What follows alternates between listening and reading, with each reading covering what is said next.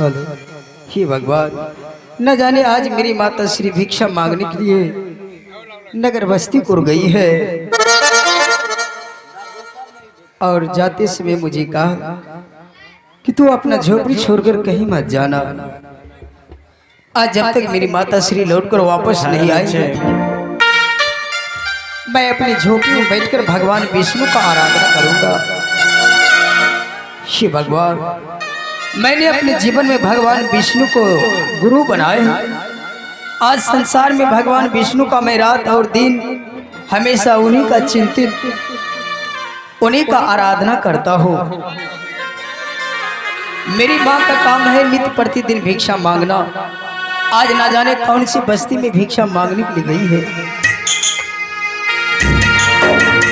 आज मैं ऊपर वाले से प्रार्थना करूंगा, हे भगवान, चाहे हमारी माँ वो जिस गलियों में गई हो, जिस बस्ती में गई हो, उसे अवश्य दान मिले और मैं अपनी झोपड़ी में बैठकर भगवान को याद करूंगा। मैंने परमात्मा से कोई आज तक वरदान नहीं मांगा, केवल मैं चाहता हूं कि माँ और बेटे का दुख से किसी प्रकार से छुटकारा हो जाए। इसीलिए किसी संतों ने सच ही कहा है। Hello check, hello. अरे आग लगे आकाश में,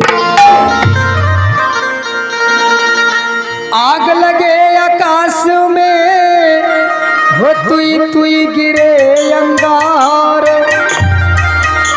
अगर संत नहीं रहते तो जल जाता संसार। कि दुख में सुमिरन सब करे, कि दुख में सुमिरन सब करे, सुख में करे न को। जो सुख में सुमिरन करे तो दुख काहे को।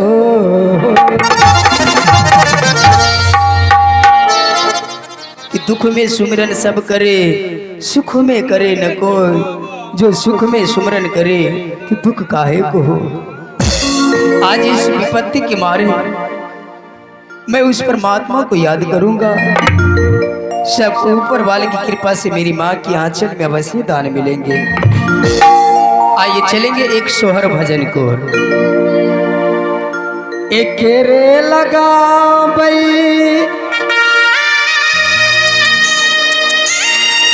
तुलसी के गछिया ये रामा, आके रे पनिया पटा बहिन रे।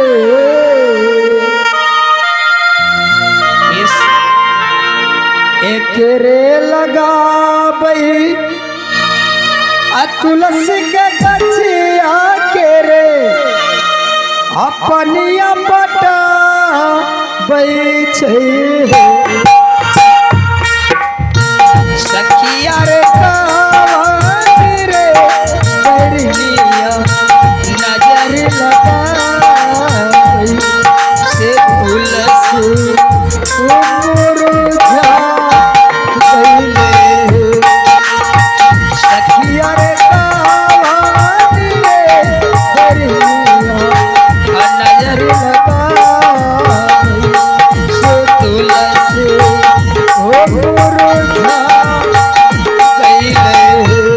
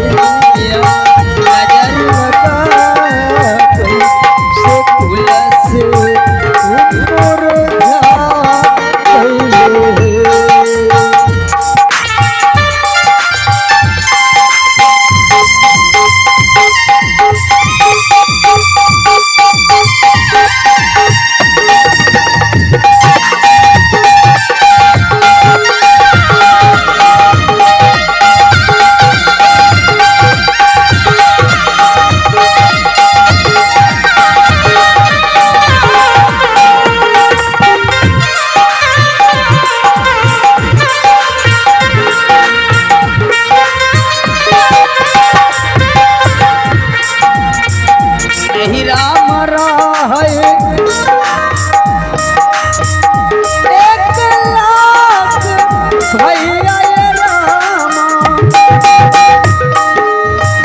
सावलाख भक्ति जवान रे इन्दहि राम रहे 1 लाख भैया हो रामा सावलाख भक्ति जवान रे सखिया है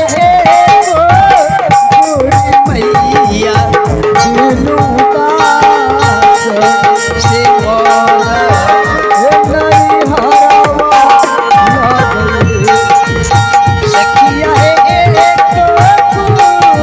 मैया जिनु दास से मोरा नहीं हरावा लगले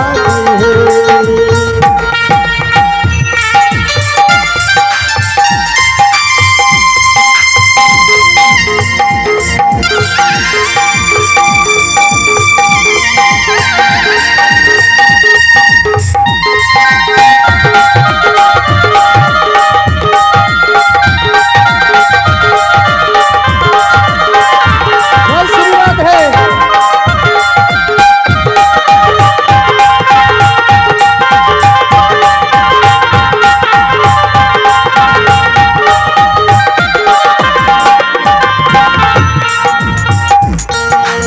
ये ससुरा मरा है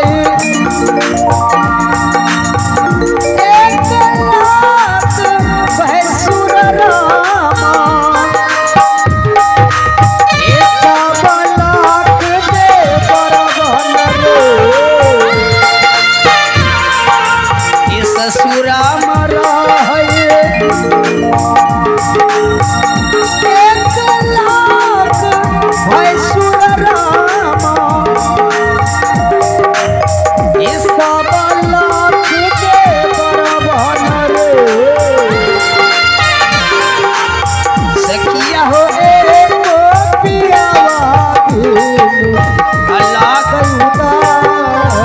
सास मोरा हे ससुर उड़रिया लगले सखिया हो एको पियावा दिनु अल्लाह सास मोरा ससुर हरिया लगले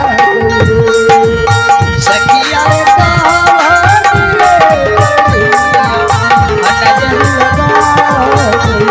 से तुलसी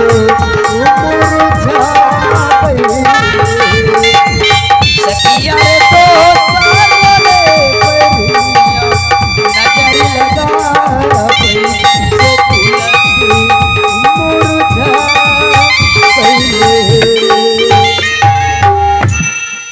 हे भगवान